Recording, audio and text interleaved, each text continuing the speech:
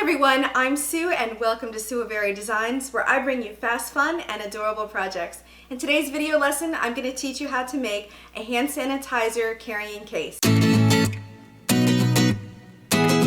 This hand sanitizer carrying case is perfect for all sizes of those little travel size hand sanitizers, and it's fast and easy to make. So grab your machine and let's get stitching.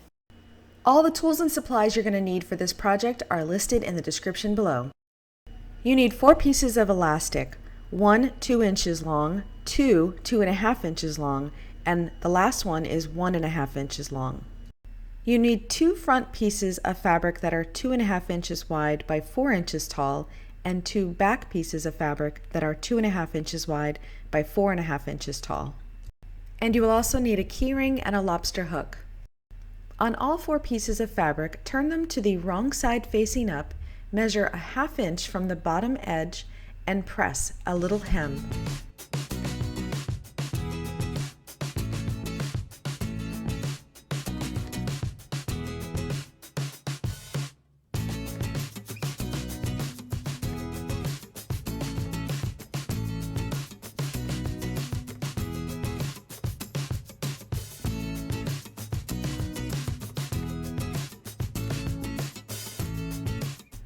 Put the 2 back pieces to the side for now.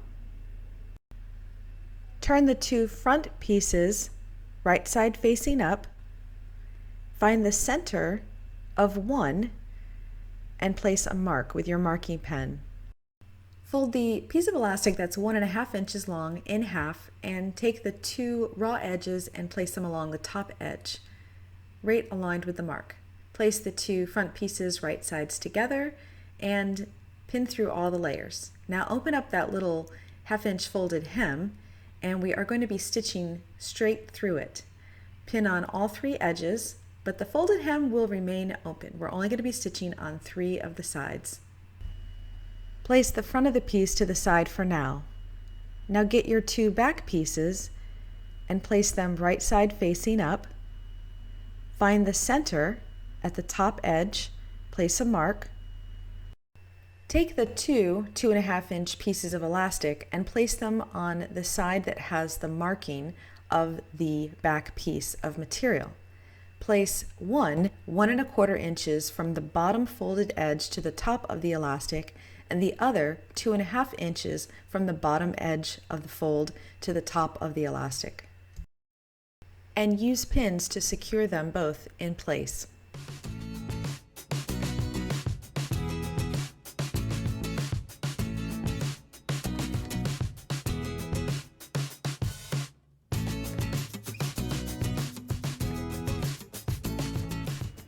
Take the last piece of elastic, the 2 inch long piece, and feed it through the ring of the lobster hook. Align the 2 raw edges and place the 2 raw edges centered with that original mark there and pin in place. Take the second piece of the back and place it right sides together and pin in place. Open up the bottom folded edges and pin in place. Pin all the way around, replacing the pins for the elastic and securing them through all of the layers.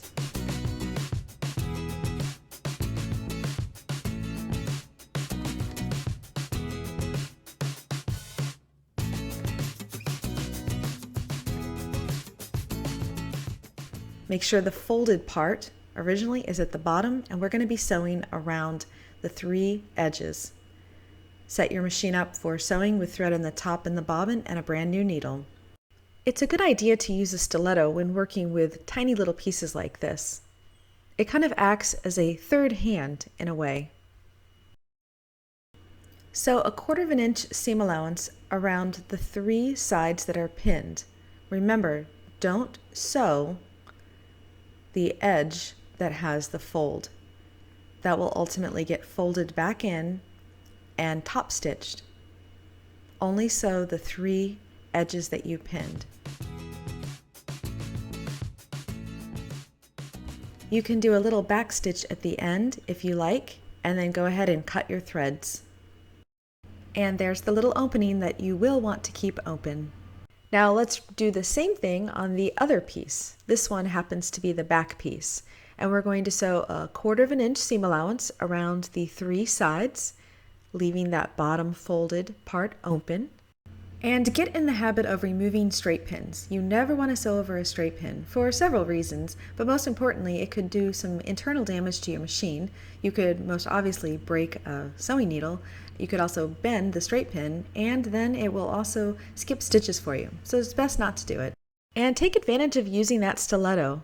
It really does get into places that your fingers just can't get into.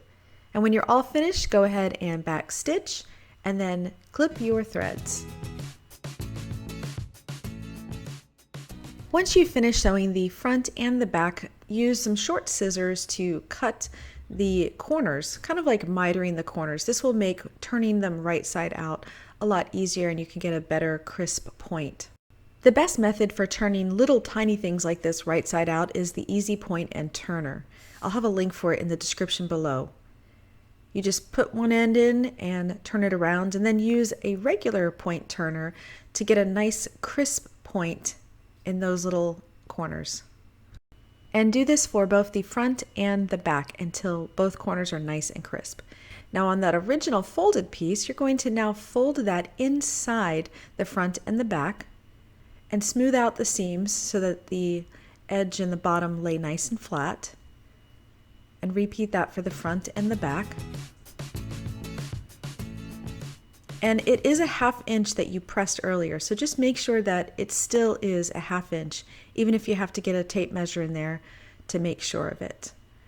Once you get them nice and tucked in, go ahead and use your iron to press them both flat.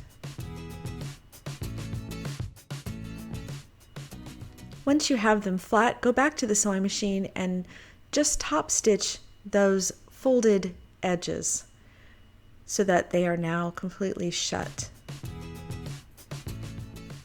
Use the stiletto as needed to get that tiny little area right up in there.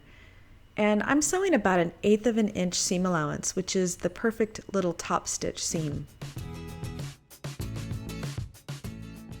And sew this 1/8 of an inch top stitch on both the front and the back, and you can back stitch at the end of each and cut your threads. Now it's time to attach the front and the back. You're going to align and butt up those short top stitched edges, and we're going to sew a short wide zigzag.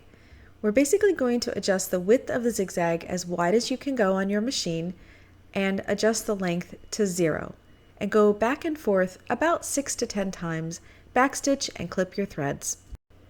And now you'll notice that we've created a little opening which is going to be perfect for all different sizes of hand sanitizer bottles.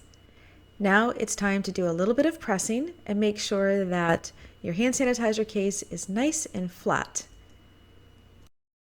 There are lots of different sizes you can get, and remember, these are all refillable too, so if you have an old one and you need to add more, you can refill it. But first we've got to make this connect. The front little elastic piece, we're just going to slip the keyring right onto it. Make sure it's nice and secure, and then flip it through the back where the lobster hook is. And then on the bottom you can open up your hand sanitizer. Again, there are different sizes, and the ones that have a taller cap are really great because they just pop right into that little opening at the bottom. I have to say my favorite size though of all is the largest one. You can get these usually at Walgreens or CVS, and sometimes the big stores like Walmart and Target. And I really do just refill mine to keep it in stock and have it with me on the go. You'll find that that top little elastic piece is nice and flexible, but if you didn't have elastic, you could have used regular cotton fabric too. They work for all the different sizes and then easily clip onto your purse or your belt loop, and you're on the go. So what did you think of it? I can't wait to hear what you have to say in the comments below. And don't forget, if you do like this video, give me a thumbs up. And of course, you're going to want to subscribe to my YouTube channel. Come join my weekly newsletter as well. Follow me on Instagram, and definitely come have fun with us over at my Facebook fan club. All the information is in the description below, and you can find me everywhere at Suoberry Designs. And until I see you next time, I hope you have a creative day. Bye-bye! If you haven't already, be sure to subscribe below. And don't forget, you can also follow me on Instagram, Pinterest, and Facebook. Have a creative day. Bye-bye!